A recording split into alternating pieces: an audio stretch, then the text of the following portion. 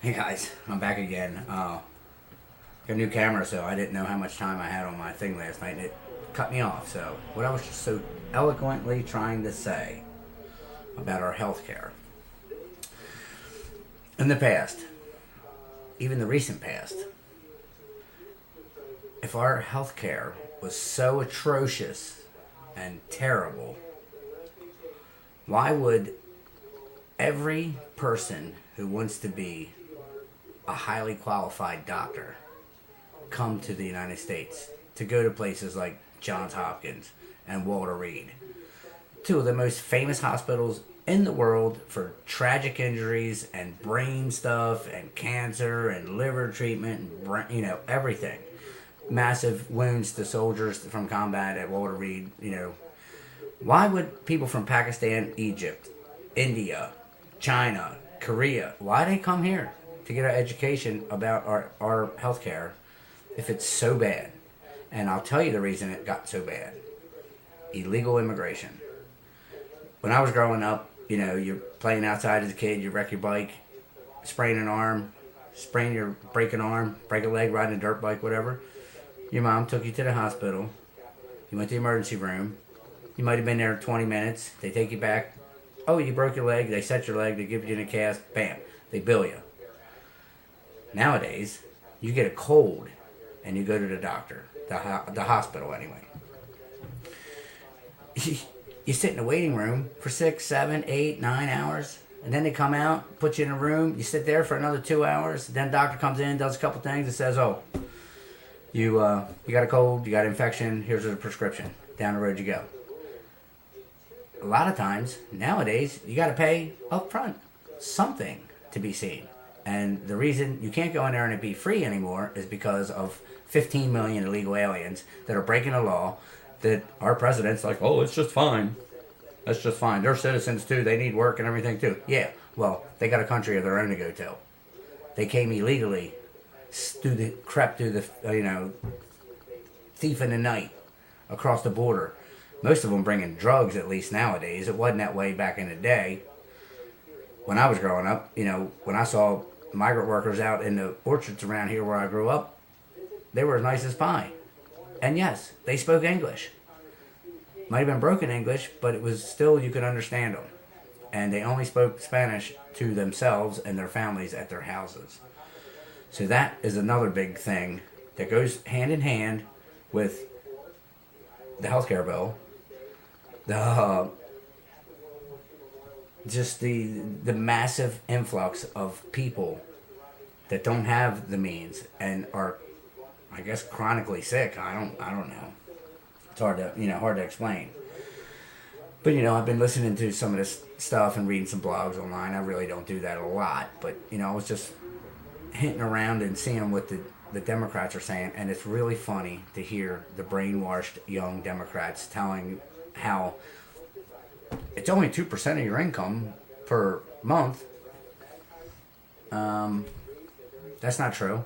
And why should you feel that have to worry about if somebody gets cancer or something in your family and you're going to lose your house? Well, I'll tell you what, the rate this economy's going, all you young Democrats that voted for this president and his administration, you're going to lose your house anyway. Because when the country's bankrupt, nobody's going to have nothing except the people who prepared for, a contingency like this.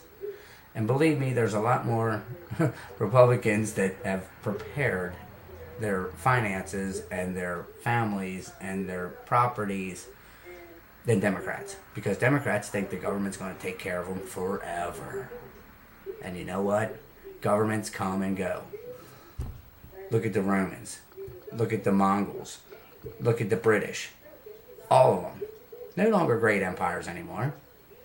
And we have been called an empire over the past 30, 40 years, maybe even 50, ever since World War II, because we have bases here, we have bases there, we have bases, Guam, we got them in Korea, and we got them in the Middle East, we have them in all over Europe.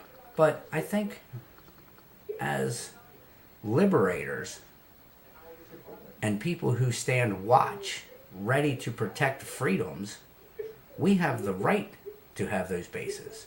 We're not infringing on people's rights when we have a base in your country. Ask all the German people. How many army bases are in Germany? How many air bases are in Europe, Belgium, France? Well, not too many in France, but I know we got one in Belgium. I know we got them in England. I know we got them in Germany. I know we have them in Italy. I know we have them all over Europe. And I think we deserve that after my grandfather's generation saved them from the Nazis and then saved them from the commies. So I'm just a little bit wound up about everybody crying and saying that the Tea Party members are trying to derail the government. It's totally flipped over and upside down.